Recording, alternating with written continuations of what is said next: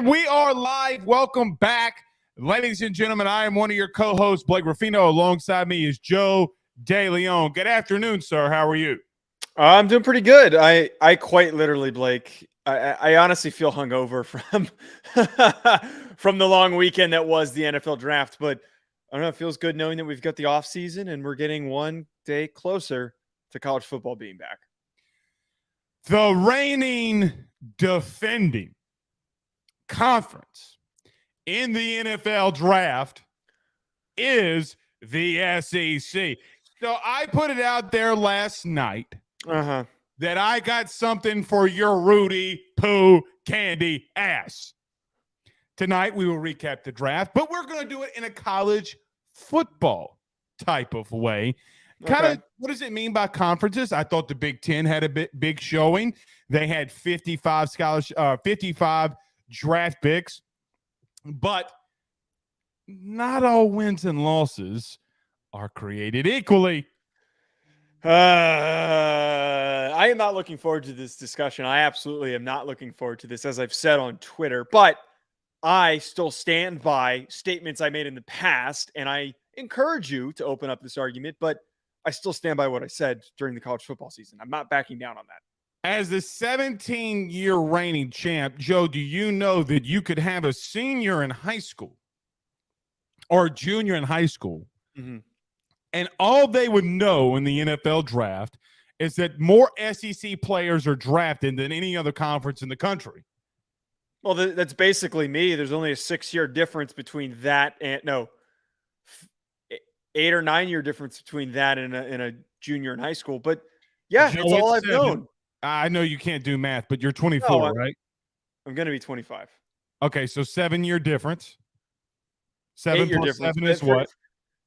7 plus 7 is 24, but I am 25 in 1 month. I can't do quick math like that. So bear with me. My main point is, and y'all make fun of the South about being dumb. I didn't go to Notre Dame. But you make, I guess the South is the dumb ones. My point here, Blake, is that yes, I have only known the SEC for producing the best draft classes, the most amount of draft prospects. I still stand by the statements that I've made during the college football seasons, which is you need to have a certain resume to make it to the college football playoff. Talent aside. Great talent you guys put in this year's draft class. It's fantastic. But I still stand by my statements.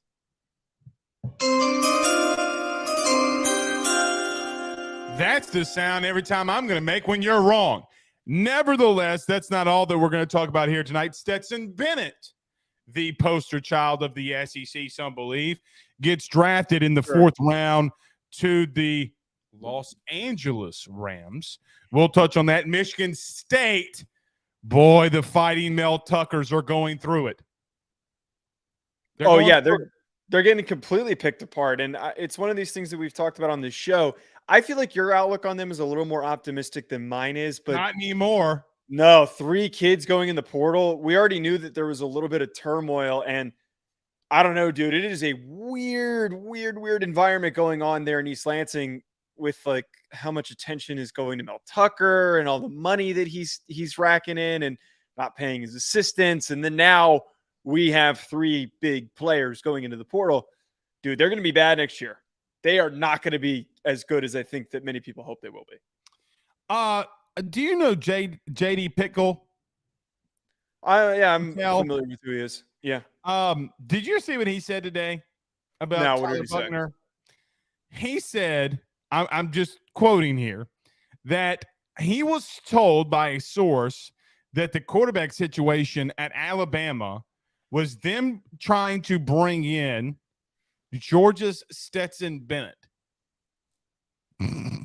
So, wait. I think we need to read into that a little bit more. I think that all that means is adding a wild card third guy who can throw on the run.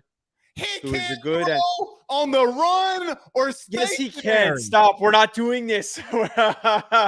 Yes, he can. That's his best attribute is his mobility and his ability to throw on the run. He throws better on the run than he does from a solid stance.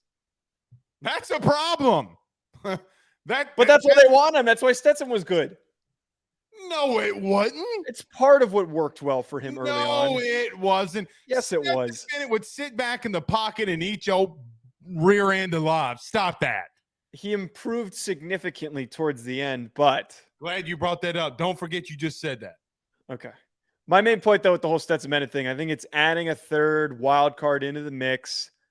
That's kind of what they're looking for. I think that's what that means, not trait-wise. It's not like a one-to-one comparison. Well, we'll see. All right. So we will talk about the portal at the end, but we do have a lot we have to get into. Let's get to a couple of these. Tyler Townsend says, "What's up, guys? What's up, Tyler?" Chris H says, "Joe's math just doesn't math right." Again, I'm hungover. Mentally, I'm not literally hungover. I am work hungover from working the whole weekend. So whatever. It is what it is. Jason Brumfield says, "That math just ain't mathing." The math was correct. It's 8 years. Technically, it's not, because technically 25 minus 17. no, that's not how that works. You weren't 25 at the draft. Okay. All right. So, All fine. right. Okay. Fine. I will concede that you're correct. Okay. All right. So we do. Okay. We do got a lot to get into here today, Joe. So I don't want to waste any time. Let's talk about our good friends over at BetOnline. But before we do that, everybody do us a favor by hitting the like and share to all of those social media groups. You guys on Facebook continue to kill it for us. So do us a favor. Stop, collaborate, and listen. Share it to those SEC groups. Share it to those college football groups, LSU groups, Notre Dame groups, wherever you see fit. Share it to your own social media pages. If you're listening to us on YouTube, like, subscribe, notification bell, wherever you listen to podcasts as well. Joe, I'm going to kick this one over to you. I said we had a big announcement last week, and we never mentioned it. So Yes. you want to tell people where they can catch us as well? Yeah. And if you folks didn't know this, but we are a feature on the primetime lineup of Believe TV on the Believe Sports channel on many of your fast channel distributors. We're going to be up on some of the bigger platforms that you might be familiar with. But right now we're on platforms like sports.tv, Distro TV, Local Now, a number of others that we're currently in the process of getting on. But we are one of the primetime shows. And I think we have the best time slot too. We're right now 7. Yeah. Yeah, I think we're 7 Eastern right now. 7 or 8 Eastern, I believe, is what it is off the top of my head. Awesome. We'll be back in just a minute. We got a lot to talk about. Let's recap the draft. From a college perspective, Joe is probably going to have to leave the show because he's going to be embarrassed. We're back very soon. Stay tuned. BetOnline is the fastest and easiest way for you to wager on all of your favorite sports, contests, events with the first-to-market odds and lines. Find reviews for all the news for each league, including Major League Baseball, NFL, NBA, NHL, combat sports, college sports, esports, and even golf. BetOnline continues to be the top online resource for all of your sports information for live in-game betting, props, and futures. Head on over to BetOnline today and use your mobile device to join and make your first sports bet. Use our promo code BELIEVE50, that's BELIEVE50, BLEAV 50, to receive your 50% off welcome bonus on your first deposit. That's betonline.ag, betonline.ag. We're back. Significant, because we're back. Did you know that Texas broke a streak this week? Was it having a player selected in the first round in Bijan Robinson? How about that? Bijan.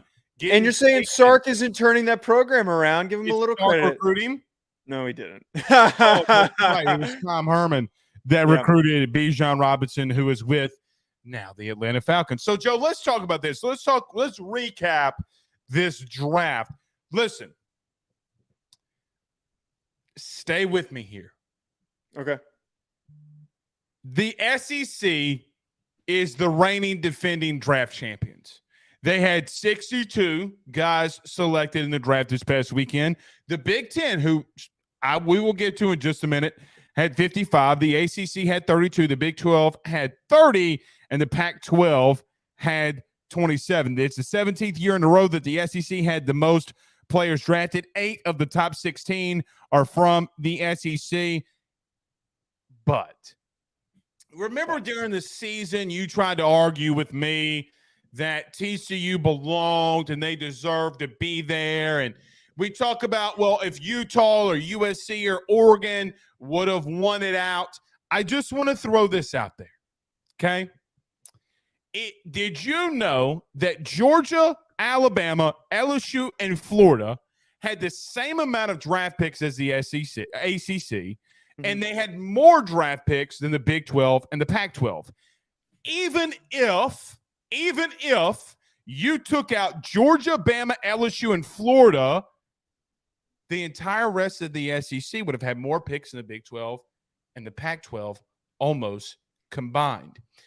My point in all of this is, Joe, when you come on this show and you say about TCU belongs and, oh, you can't disregard the Pac-12 champion, playoff expansion, it's an automatic bid for the Power 5 conference champions.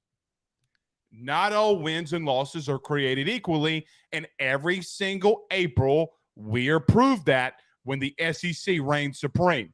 Okay. Even when the Big Ten also can claim some superiority. Your thoughts? Like, how many players did TCU have drafted? 8. Only 2 less. Only 2 less Hold than Georgia and Alabama. How They many- had more. How many of them were from the transfer portal of the SEC? Because I knew Oh, would okay. be- Wait. Come I on. knew that would be your argument. Do you want to know how many players played in the SEC?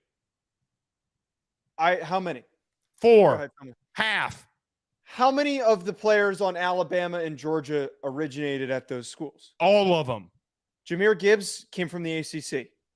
Okay. So that's not true. If I wanted to sit here and go through all these, that's why I don't do the whole transfer thing, because I don't think that's totally fair. Okay. Fair point. They had 8. Fair point. They had 8, more than Florida, more than LSU, more than Tennessee, that was supposed to be this extremely talented team. Yeah, they had more than them. But you're talking about how many they had. We're talking about how many the opponents they played had. Yes, but you're part of what we've debated about is, 1, were they talented enough to be there? And 2, is their schedule and their wins warranted enough for them to be there? No. I will concede that they played a weak schedule. And I have said this before. Their opponents were not as good. They're obviously not as good as the SEC. I don't think anyone in their right mind is going to sit here and say that the Big 12 schedule was better than the SEC. But my whole thought here, and what I have always said, is that you have to win the games on your schedule and have the resume to go to the playoff. If you have 2 losses, even if you have 2 losses against much better opponents than another team, you have to win your games to get to the playoff. What's the whole point of playing the schedule if it doesn't mean anything? I'm not saying don't play the schedule. You're misunderstanding what I'm saying. What I am just simply saying is, and Joe, I'm going to tie this into a bigger playoff expansion thing, because you know how I feel about playoff expansion. Yeah. TCU, or let me back up. Kansas State would have gotten the automatic bid if this would be 2024, because they're the conference champ. Yeah.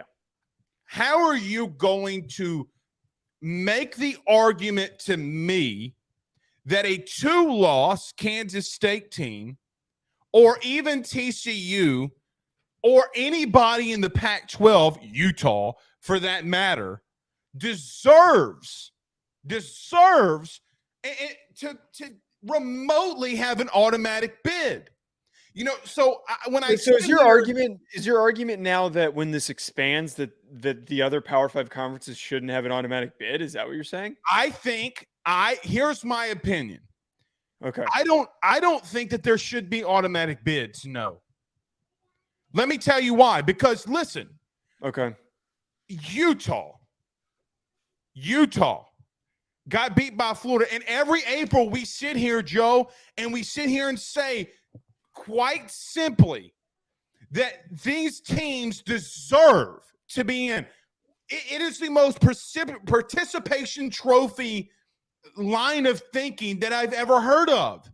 Because even if Joe, even if Florida Yeah. is a 6-16, they still were tied for fifth with the most guys drafted. That is what the SEC. You can say all that you want that the SEC or this team's down 6-6, and the SEC is more like 8-4, maybe 9-3 in the Big 12 or the Pac-12. I don't agree on 9-3. I will agree to 8-4. So how can you say that when the conference champion lost to Florida? We've already discussed this. So when you talk about playoff expansion, yeah, how can you sit here and make the argument to me that Kansas State, let's just use this year's draw as an example. Mm-hmm. How could you have made the argument to me that Kansas State belonged more than LSU, Tennessee, and Alabama? Because you can't do that. Here's how I know. You and I both know Alabama and LSU would have beat all those teams. Are we right or wrong? So it's not the best teams that are getting in. It is the teams that win their conference championship. Like, I don't disagree with the thought of not having automatic bids. I don't think that it's not a bad premise for creating the playoff, but you can't not have that, because the alternative is the SEC should just play in their own playoff. No. But then we're never going to, because then the argument could always be made, well, Ohio State didn't really beat anyone this year. No, that's not true. Because, and I told you we would get to the Big Ten in just a minute. Big Ten had 55. Joe, so it should be a Big Ten SEC playoff, and then the rest of the teams that's not necessarily the case, because that's going to happen. That's what the arguments are going to be, is that a team like LSU should get in over. I'm not talking about the teams that religiously end in the top 10, 15 recruiting rankings. I'm talking about the Utahs of the world. I'm talking about the TCU and Baylors of the world. I'm talking about the Oklahoma States of the world. You want me to be a little honest with you? I'm talking about the Clemsons of the world. Okay? Because with all due respect to those teams, you're not playing anybody.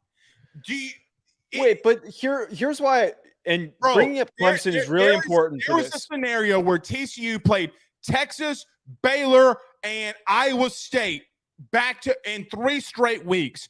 There was a legitimate argument for Alabama, because they played Tennessee, I think Ole Miss, and LSU all in a 3-week span, all top 15 teams. And you want to argue with me and saying that it's equal? Like this, look. But I'm not saying here, to get political, but as everything in our country goes on about should men and women playing each other's sports, whatever, nothing's created equally.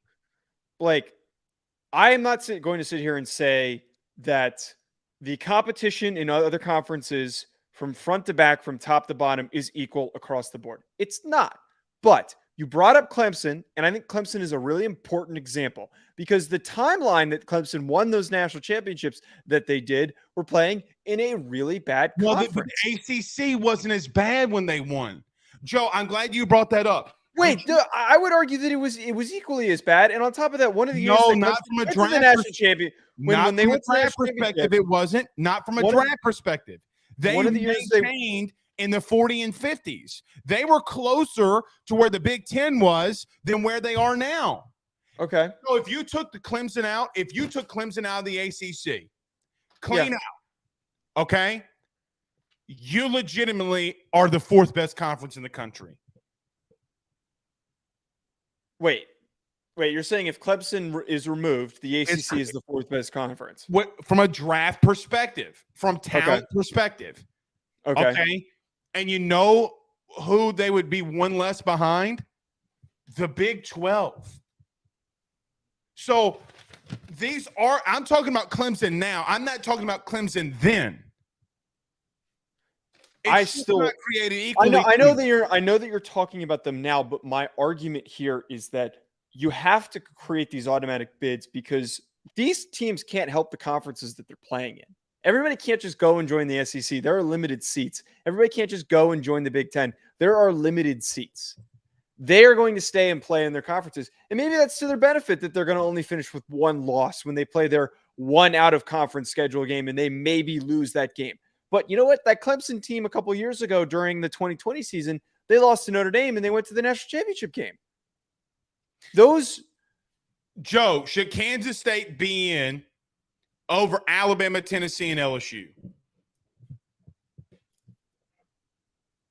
Honestly, they won their conference, so yes.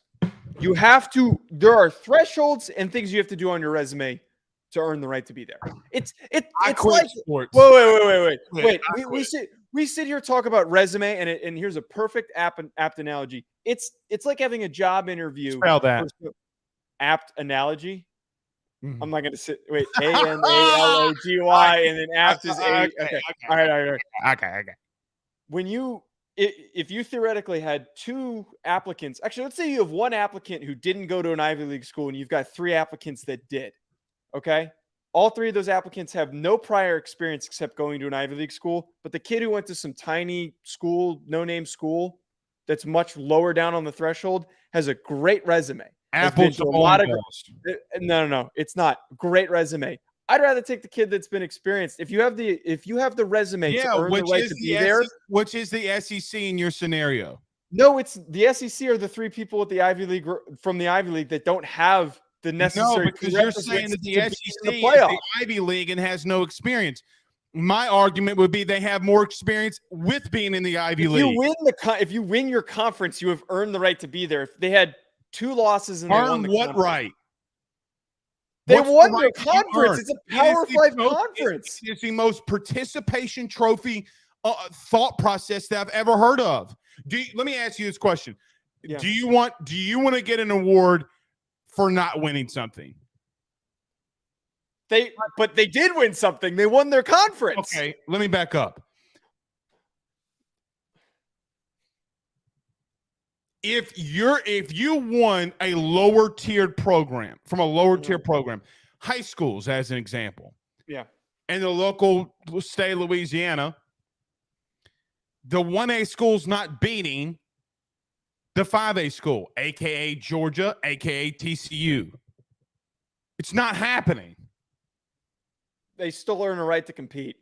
Okay. They've still earned a right to compete if you have the right things in the resume. Well, agree to completely disagree. I think that you're wrong. I can't wait. Blake, I'm telling you right now, when we're doing this show and the playoff has expanded, if a non-SEC team beats an SEC team, I'm going to be the most insufferable person on this show. No. USC could beat an SEC team. Oklahoma could beat a lower tier SEC. Well, they're going to be in the SEC. They're going to be in the SEC. It doesn't matter. What I'm saying is, let me give an example. Mm-hmm. Okay. So you say if they beat an SEC team, okay? When a non-SEC team beats an SEC team, I will be. When have they done it in the play? When have they done it in the playoff? My memory is not that's right. They haven't. They've gotten their absolute. Wait. But oftentimes these non-SEC teams have to face off against the best teams in the country. I'm saying when the playoff is expanded. Hold on. The weakest team that has ever been in the playoff. You ready? The Michigan States, the Washingtons, the Cincinnatis, and the TCUs. They've gotten their absolute rear ends torn up. And you want to sit here and tell me when it happens? Joe, it's not happening. Because they have all had to play the best teams or one of the top two teams in the country at the time in the playoff. I'm talking about SEC had to play Georgia. My point is, you had LSU having to play Georgia. You had Tennessee having to play Georgia. But I'm talking about, and I'm saying when it happens in reference to when the fourth or fifth SEC team, because there's probably going to be that many, make it in. The last remaining SEC team that sneaks their way into the playoff, they're going to get beat by a Power 5 team that won their conference. It's going to happen, and I promise you I will be insufferable on this program. It will be my biggest victory lap. I know I shouldn't be proud of that, but it absolutely will. Okay, well, then I'm going to get something. The next time a Big 12 or a Pac-12 team gets blown out in the playoff, I'm literally flying to LA and I'm going to make you run around the studio until I tell you to stop. Honestly, Like, that's justified. listen, I am going to get out of lunch. You're going to be there all day.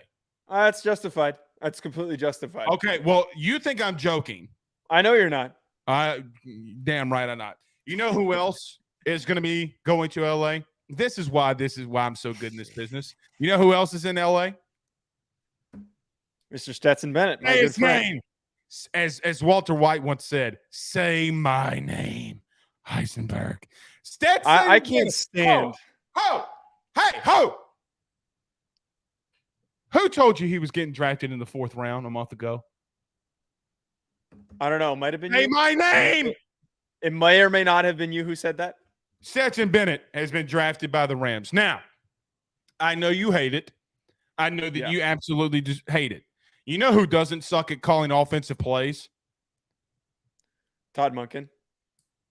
Oh, you're talking about Sean McVay. I thought you were trying I'm to talking about Sean McVay. You know who runs a very similar style of offense to Todd Monken? Sean McVay. It's a great fit, buddy. It's a great fit because here's the thing. I think Stetson Bennett is better than what people give him credit for. Let me tell you what let me give you a little stat. Okay, go ahead. At the combine, this went unnoticed. Guess who was taller, Bryce Young or Stetson Bennett? It was probably Stetson. Who weighed more? I would guess that their weight was the same because Bryce was 204. Actually, not true. Stetson Bennett came in at 206. My point is that if you're going to talk about Stetson Bennett's size, he is bigger than Bryce Young. Now, I understand the mobility and things like that. Bryce Young is not to be compared to Stetson Bennett. I'm not trying to make that comparison, okay? Yep. Stetson Bennett went 495 and 742 in the last 4 seasons, 67. Joe, literally 2/3 of his passes were completed at Georgia. Almost 7,000 yards. He's 10 yards away from 7,000. 56 touchdowns, 14 interceptions, and 14 rushing touchdowns the last 2 years. He's not look, Joe, I get that you don't like him. I understand that. Let's not act like he's the worst quarterback in the SEC or quarterback in general to get drafted. Yeah. I mean, for crying out loud, Tim Tebow went in the 1st round. And that should never have happened. But here's what I think about Stetson landing in Los Angeles. I agree with you. I think it's a strong fit schematically. It's a lot of a very run-heavy oriented offense that allows somebody like Stetson to move on the run, throw on the run, a lot of play action setup. F this guy, by the way. I don't know who the hell this guy is. You can leave, Justin. I saw that and I was like, really? But my point here, Blake, is that schematically, it's great. And I'm sure that we're going to see a lot of nice highlights from Stetson Bennett during the preseason. Probably going to get a lot of that. But it pains me to say this. Circumstantially, the fact that Matthew Stafford is as injury prone as he is, to go there, he really might be the Brock Purdy of this class. I had so many radio spots that were asking me, who's the Brock Purdy of this class? And I refrained every ounce of my body to not say it was Stetson Bennett. But he stepped into the spot where he's going to be the guy because Matthew Stafford is going to get hurt in the middle of the year. They're going to have a decent record, and he's going to step in, and he might do some stuff, man. If anyone has the potential to do it, it's sadly Stetson Bennett. I will say, though, if there is a city where someone can get lost in the sauce, a 45-year-old quarterback like Stetson Bennett, it's Los Angeles. Because here's the problem with that. The problem with that. Don't act like the South don't drink. But it's different. It's different. I'm not saying that it has nothing to do with drinking.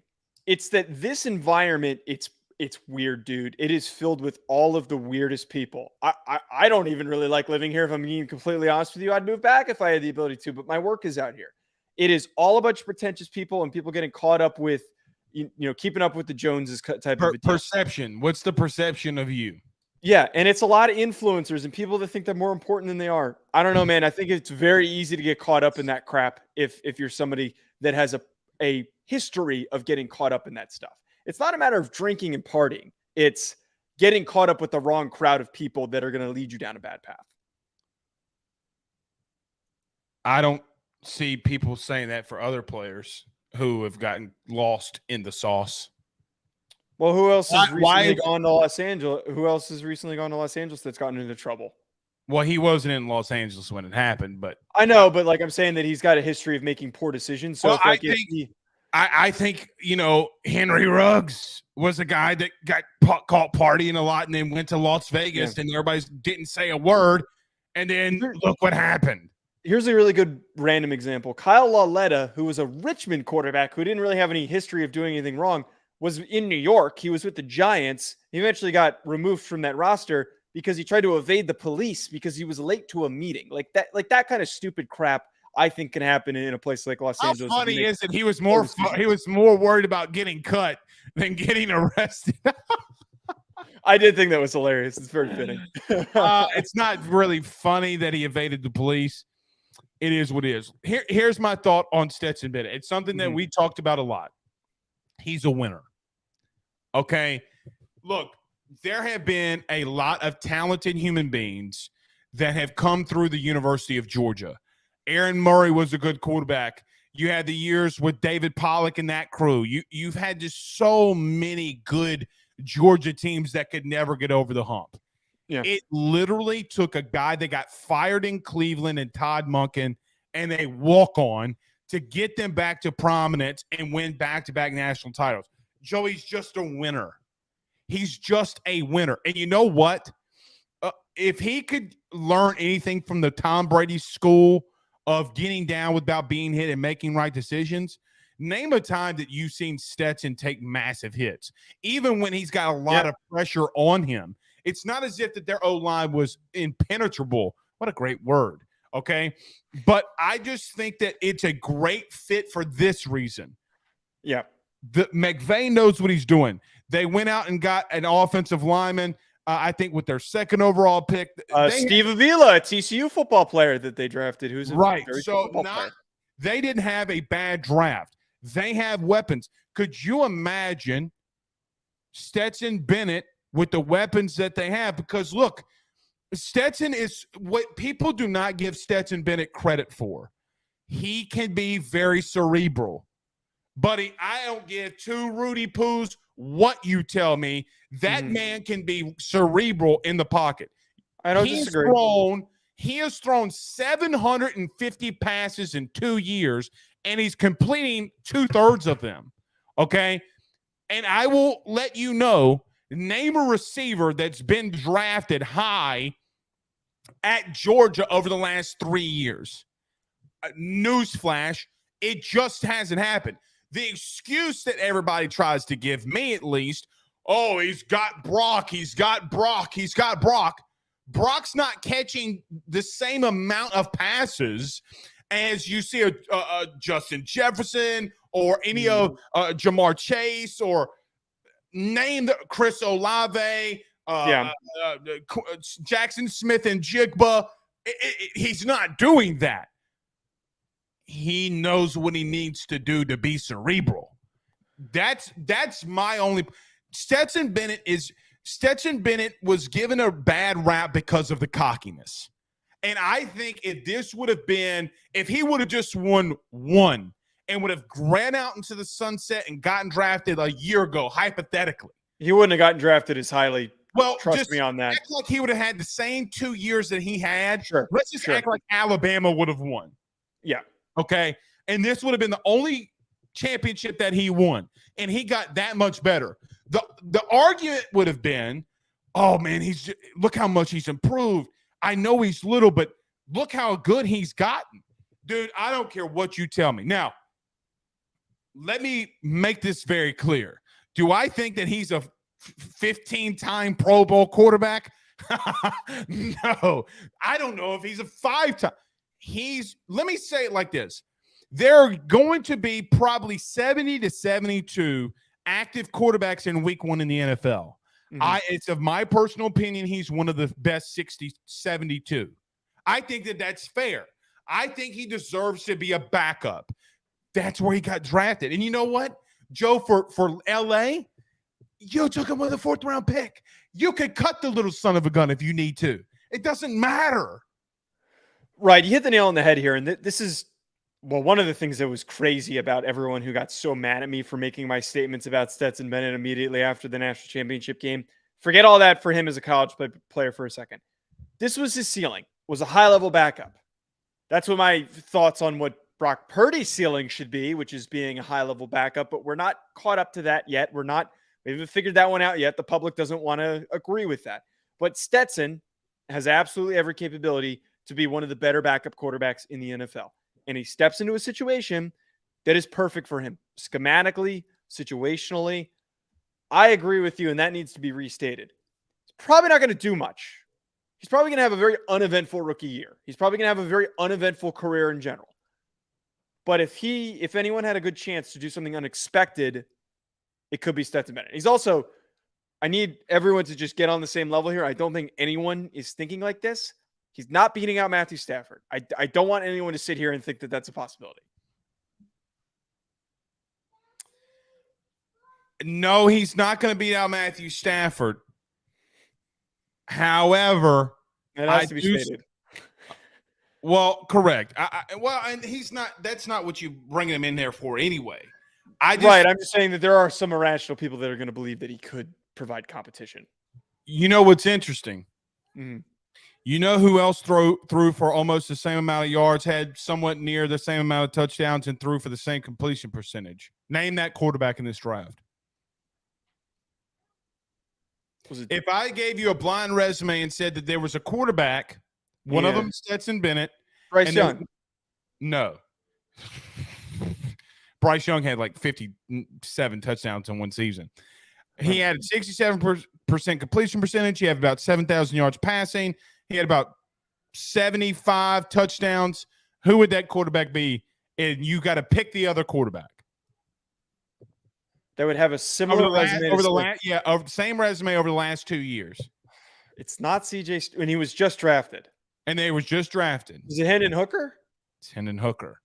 See, the interesting thing that people... There's a difference in their traits, though. There's a much different... Hendon Hooker has the best deep hold on. I agree. I agree with that. Yeah. But if you would have gone in a coma and I would have just shown you the statistical nature and I would have told you the guy that has a little less touchdowns, a little less yards, but higher completion percentage won back-to-back national titles, and the other one who has just a little bit more didn't, you would have known the difference. If I would have given you approximate 40 times, approximate arm strength, approximate accuracy, you also wouldn't have known the difference. The only thing that you're right. Okay. Hendon Hooker's a dog running the football. But people forget that Stetson Bennett ran for 10 touchdowns. People forget he's a Joe Show Hooker's. Oh, we were talking about that earlier. So to Colin's point, I did say that the thing that gets me the most on the show that drives me, I always focus on is the Hendon Hooker beans. It's the coolest thing that I own. I don't think I own anything cooler. He gave me this. He gave me this at the Super Bowl. That was your thing from Hendon Hooker. I remember at the Super Bowl, right? Yeah, I played against him. I can say that I played against him. He remembered playing it. It was his first ever start at Virginia Tech. Y'all got sauce. All right, I derailed your point because I have ADD. Well, you got sauce, didn't you? We get sauce? No, we actually almost beat him. It was like a 1-score game until the end of the game. The kid got drafted for my team because of that game. Dang, that's cool. We actually had people drafted when I was on the team. Let me mention this. Did you see this flex that Florida tried to pull this I wanted week? to bring that up. Yes. Can we please talk about this? So Anthony Richardson went 4th overall to the Indianapolis Colts. I think it's a horrible – I don't think it's a horrible pick. I think it's a too early of a pick. It's just my opinion. They legitimately are Florida fans, and the Florida fan base is bragging that Anthony Richardson got drafted at 4th overall and Stetson got drafted in the 4th round. Joe, I don't know how you feel about this, but for me, I would rather my quarterback get drafted in the 4th round and us win 2 national titles. Yes. You selecting a 6 and 7 season. I still support Anthony Richardson wholeheartedly and blindly. The guy is going to be a top 5 quarterback in the NFL. Stamp that point. But college football and the NFL are mutually exclusive. One of the best quarterbacks in the NFL right now was at Wyoming. That's all we need to, all the evidence that we need. It doesn't matter what you do in college to translate to the NFL. Yeah. Can you clip this? Can we stop comparing everything to Josh Allen? Guy has low. Dude, hold on. Guy has low accuracy rate. Well, Josh Allen, Wyoming. Guy's got is super athletic. Josh Allen. Can we stop comparing every single human being to Josh Allen coming out? Josh Allen. Can we stop? If you can only give me one quarterback that's done that, you're wrong. You need 10 quarterbacks. Well, what about Josh Allen? It's not created equal. Buddy, his entire receiving core works in the insurance industry now. Okay. The reason why he is used is because he is the outlier of outliers. It's a lazy take. It's not a lazy take. It's not a lazy take because he's a massive outlier. He has all the physical tools, but his accuracy in college stunk. Then why do y'all keep comparing him to everybody? Because when we have other outliers, we need something to point to. How can you know that you have the outlier when Anthony Richardson hadn't thrown a pass in the NFL yet? We're trying to make comparisons to formulate an argument of why he can succeed without it. It's what we do. It's a week best, which is projection. Come up with something new. It's getting old. I'll come up with something new. Hey, for next you know time. what? The entire United States has to take a shot every time a draft analyst says, well, look at Josh Allen. Did you know that alcohol sales would skyrocket by 1 billion%? The problem is this all started with the Will Levis crap. Comparing him to Will Levis. I'm going to blame Will Levis for everything. No. Will Levis did not say that he would be a top 5 pick. Will Levis did not give himself his own draft grade. That's not what I'm saying. I'm saying that this all started because lazy on Twitter.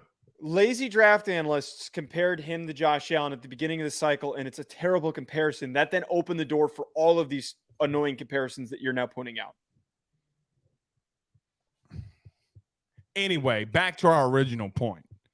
Did you see the flex from Florida trying to say our quarterback? Yeah, it's ridiculous. That's what you're hanging your hat on. I mean, you guys got to win some football games. You know who they could be going after in the portal, though, Blake?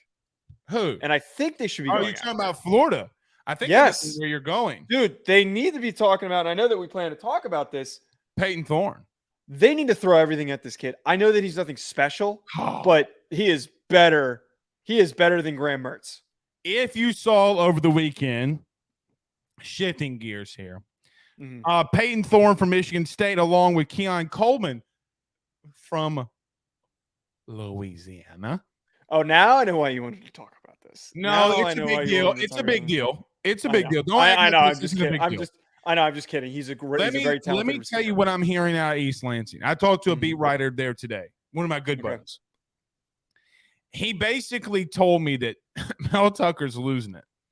So Keon Coleman, the receiver, their best wide receiver, Joe, I literally do think that he could play for all 130 teams without question. He could go wherever he wanted, and he could maybe not be the guy, but be a key contributor. Yes. This is what I was told, is that Keon Coleman had told some people around Michigan State that he wanted to enter the portal because he did not want to play with Payton Thorne anymore. He wanted to expand his draft status. Okay. Well, then Payton Thorne gets word of this and says, well, hell, if he's hitting the portal, I've already lost my 3 top weapons. I'm going to hit the portal. And now Michigan State's battling to get Keon Coleman back because Payton Thorne won't be there. Let me just say this. I actually like Payton Thorne. He was banged up a lot last year. He didn't have a lot of help. They gave him 0 help outside of Keon Coleman. His offensive line stunk. He didn't have a running game. I think they were 2nd or 3rd in drops in the Big Ten. They were a horrible offensive team. Payton Thorne was the only reason that they actually scored, believe it or not. He had a little bit of a drop off, but when he had some protection and he had Kenneth Walker, he had really good season. I think it's a deeper thing than this, though. I think that the Payton Thorne thing and Keon Coleman is more of a sign that people don't really like Mel Tucker. Well, with the amount of look, the guy's an egotist. I'm just going to be straight blunt here, and I know that I don't personally know him, but from what you hear when you speak to individual people associated with the program, and then also you hear some of these murmurs, and then there were pieces written about him at the end of the college football season with the whole fight that broke out, all of this stuff. It's clearly a lack of control of the program, and then there's the whole weird layer to this of Mel Tucker having all this extra money to spend on giving money to his assistants, and then he pocketed all of it. I know that's alleged. That's alleged, but if there is truth to that, man, dude, this is a problem. You just paid this guy for the next 9 seasons, and this is the result that you're getting. Yeah, I don't know. This is bad. It's not like they can move on from him.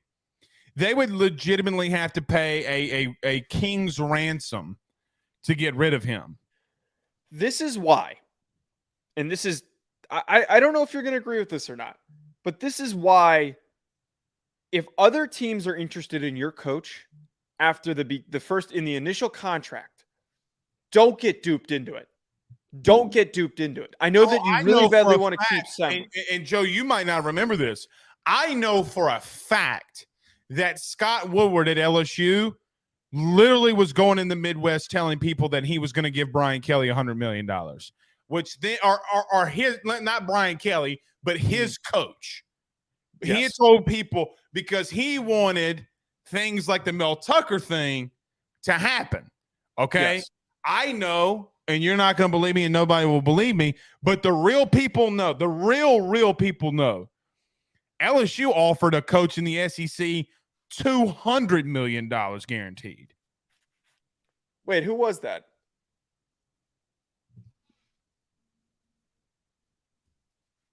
I'm not. Are you talking about Nicholas? What? That's a rumor. Let me clarify. That's a rumor. But I think my point very clearly stands here, though. This is what happens when you let other people dictate the market for your coach. If somebody's willing to pay that much money, you might really like a coach, and he might be really great for your program. But holy hell, this is what happens. Because on top of that, when have these long-term contracts just very rarely work out when there's not enough evidence to support long-term sustained success? Brian Kelly works because he had success in Notre Dame. No, and I wasn't even going to go him. Where I was going to go is take him out of it. Kirby, Saban, Riley, Stoops, Meyer. I mean, you're going to hate this one. You ready for this? You're going to hate this one. Even Franklin. I mean, look, James Franklin's winning 9.5 games a year. But he's not all right. That's better than Mel Tucker. He's not getting paid like the Saban and Kellys of the world either. He's just not. So you get my point. The coaches that have won elsewhere Kirby is the only outlier, but he's not really an outlier because in year 2 he got to a national championship and he just won back to back. Dabo, for crying out loud. I mean, there are a lot of coaches that have gotten long contracts that have shown it more than one season. And I think for Mel Tucker's case, Payton Thorne and Keon Coleman. Look, I'm going to tell you right now, I know for an outright fact, 10 SEC schools has reached out to Keon Coleman. I know it for a fact. He's a good athlete. He's 6'4", 210, 215. Dude was a beast. I covered the kid when he was in Louisiana. I thought that they should have. Why did he go to Michigan State? Great story. That's where I was getting to. Okay. He was a COVID senior, and LSU went, and Orgeron went with the star chasing and all that kind of stuff, and the kid wound up not getting an offer because he couldn't get seen, and he didn't even visit anywhere. And look, that stinks for him because he didn't have the ability to show that he could showcase himself. And that's what a lot of receivers do. They could go out there and showcase himself.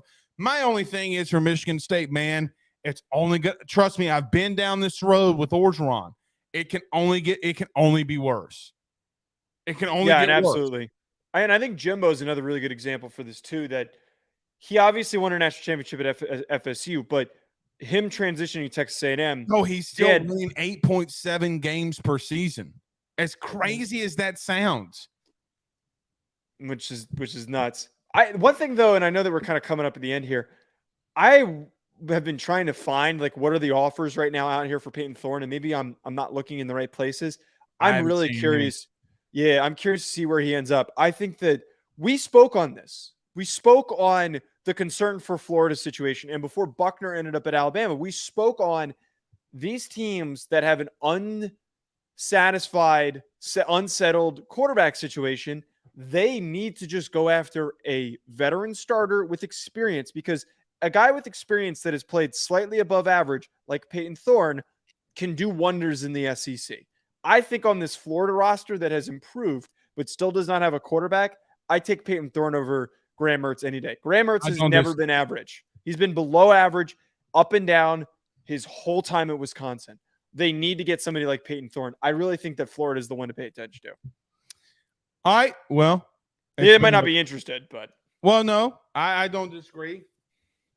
Saw Garrett Nussmeier's thing. was there a possibility that he left? I mean, there's always a possible when a kid's, about going to be 3 years in a program and hadn't started yet. Well, he's 1 year away from taking over, and then that gives him 2 years as the starter, theoretically. I know that's not great. Here come the Tigers. Nanny, nanny, nanny. I'm trying to find where if Thorne has any offers, but it does not look like that is the case. Well, one thing that we've noticed from guys that go in the portal versus kids in high school, kids in the portal don't let you know what they're doing. No. They don't. Which is who weird. Can develop me to get me to? No, it's really not. You know why? Because they're more mature. They are, but They've I think been that around the block. if you have, yes, because I think a high schooler's intention of doing that is to flex on everybody. But like a college kid, I don't know. I'd put that stuff out immediately, because you want to stir up the market. You want there to be attention. Scholarship problems, I feel bad for you, son.